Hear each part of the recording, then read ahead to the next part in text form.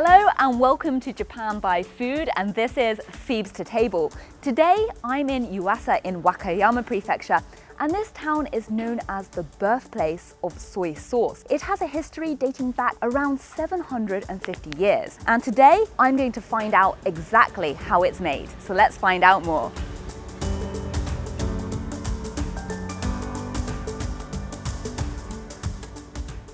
Kano-san is the 7th generation owner at this soy sauce factory, and today he's going to be showing me all the processes that go into making one of the most traditional kinds of Japanese soy sauce. This building, I can just feel it, is incredibly old. So I'm going to ask Kano-san a little bit about the history of Kadocho. 今からちょうど180年前です。1841年創業なんで、江戸時代の最後ぐらい。この、湯浅町っていうところにだいたい100軒弱ぐらいの醤油屋さんがあったらしいです。門町の醤油の作り方を、はっきりとこうやでこうやって作るんやでっていう教え方はしてもらってなくて、自分の、父親6代目がやってるのをこう目で見て、でをずっと覚えてきた感じの仕事です。じゃあずっと子供の頃から工場に入って見てたということですか？見てましたね。はい。I am so excited and so honored because this is the first time that the soy sauce factory has let anyone try all the different steps, all the different processes for making soy sauce. This is the first major step in the soy sauce production process. So there is a giant tank of soybeans, and that is going to be mixed with wheat and then with something called kojikin, which is a kind of mold, and that's going to really help start the fermentation process. All three of these need to be properly mixed, and the soybeans need to be broken apart. They're currently sort of clumped together. So I'm going to mix them, separate them, ready to put them in that room where they're going to rest for 4 days. That will help to start the koji mold growing properly. That will be the key to the fermentation process later down the line. You have lumps like this and you have to separate them. All right, let's tip this. Oh, that is quite heavy. You got to keep this balanced. One of the key ingredients in soy sauce is, of course, salt. This is the salt solution, or like a salt concentrate. However, it's not at the right level of salt for making soy sauce. So this gets adjusted in a separate tank. And this is when they will add extra water in to make sure it's exactly at the right concentration. This will then get mixed with the soybeans, the wheat, and the koji in the giant tanks, and this forms the basis of the murumi, which will then ferment for between 1.5 to up to 3.5 years. So this is a key part of that process. Okay, I'm gonna climb upstairs to see the tanks, and we're gonna do the next step, kaiyere. Let's go. これからしてもらう作業は貝入れって言って、今さっき作った麹を桶の中で熟成させるんですけど、その熟成させてる期間にほっといたら美味しいものにならないんで、混ぜてあげて中に空気を入れてあげないといけないんですけど、その入れてあげる作業になります。この状態であとはグッとこう押してください。Oh my gosh. 押してください。どこまでですか？お、そこあるんでそこにつきます。であとはこれを引き上げます。引き上げます。Oh wow! Look at that! Oh, that is so thick. Oh, trying hardest. So this tank of soy sauce is 2 years old, and apparently it is the softest and the easiest to plunge with this stick. Oh wow, I almost went straight in because it's so much easier. Yes, I feel much stronger than I actually am. Oh, and you can see that the consistency is completely different. It's kind of rippling out as I go in. I was doing so well, but then I hit the ceiling. And this, これは何ですか？酵母菌です。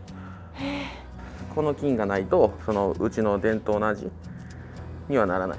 I am super warm and my hands are like burning. I think it's time to try the next step. So we've just seen all the soy sauce in the big tanks, and that's called the murumi because it's still kind of mushy. It's still got texture parts of the soybean in it. And so the next process is to press it and squeeze it to get the smooth, clear liquid. Okay, the first step is to put this cloth over underneath here and tuck it down into the corners and put it out. The soy sauce is going to come down here. これを Oops. Oh, okay.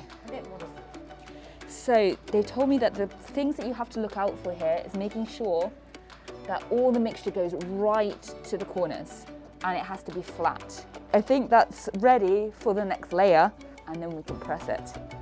As you can see, there are about 80 layers here, and just by the natural weight and pressure, soy sauce is running out of, I guess, these filtration layers. So it's a gentle, gradual process and you need patience. But as I've said, we've already been waiting over a year, 2 years, even 3 years in some cases to get this soy sauce. So this is the step where we have to wait just a little bit longer. Kano-san has just been fanning the fire to get it around 96 degrees. And this heat is traveling up and heating the soy sauce in this barrel here. And this is the final step, and I want to know exactly what it is for. So that's what we're going to find out next. 絞った汁を、火入れって言って醤油の味を整えるためにこの上にアクが浮いてくるんですね。そのアクを取り切るまでです。ある程度企業秘密なぐらい、泡の取る量が決まってて、それをそれはあっちにいてる社長に聞いてください。Okay, I'm gonna go ask the boss for their trade secrets. Let's see how I get on. こう斜めにつけるんで、指気をつけてください。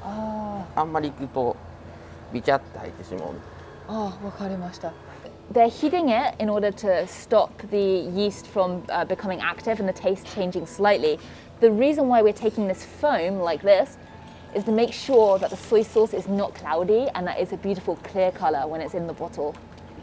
I'm about to give the soy sauce a try. いいですか? 味見してもいいですか? Ah, yes!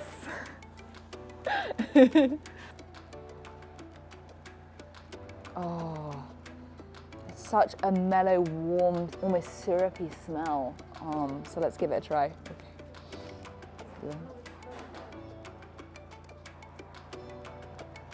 Wow, the saltiness is a little bit sharper, and of course because they've been firming the flavor and sort of heating it up, it's thicker, it's got it's a bigger bodied, and it's still warm though and syrupy and a little bit smooth, and the saltiness lingers a little bit longer. It has a little bit more impact and it says, hello, I am very good quality soy sauce and you will remember me. As my learning experience today comes to an end, a big thank you to Kano-san, and of course, we have to try it together. Kano-san, ありがとうございます。ありがとうございます。醤油で乾杯。あ、乾杯。This is Pheebz to table, so next I have to try soy sauce in some very interesting forms, and we're going to a very beautiful cafe. こんにちは。いらっしゃいませ、どうぞ。Oh, this is really cute. とっても素敵な店ですね。ありがとうございます。どうぞ、上がってください。Oh, look at all these books. I really feel the kind of old school feeling, which is what the owner says he wants people to feel when relaxing here. Oh, they have many different kinds of rice dishes. They have curry rice, also udon. I think I'm going to go for the Tamago Gohan setto. So rice with, I think, a raw egg, and then I can enjoy the local soy sauce on top. So I feel this is the best option for tasting the local flavors. So first of all, I'm gonna add a bit of soy sauce to this raw egg. Let's put, now I've got the soy sauce and egg, just gonna mix it. Oh, look at that beautiful color. Oh, that looks incredible. Time for a bite.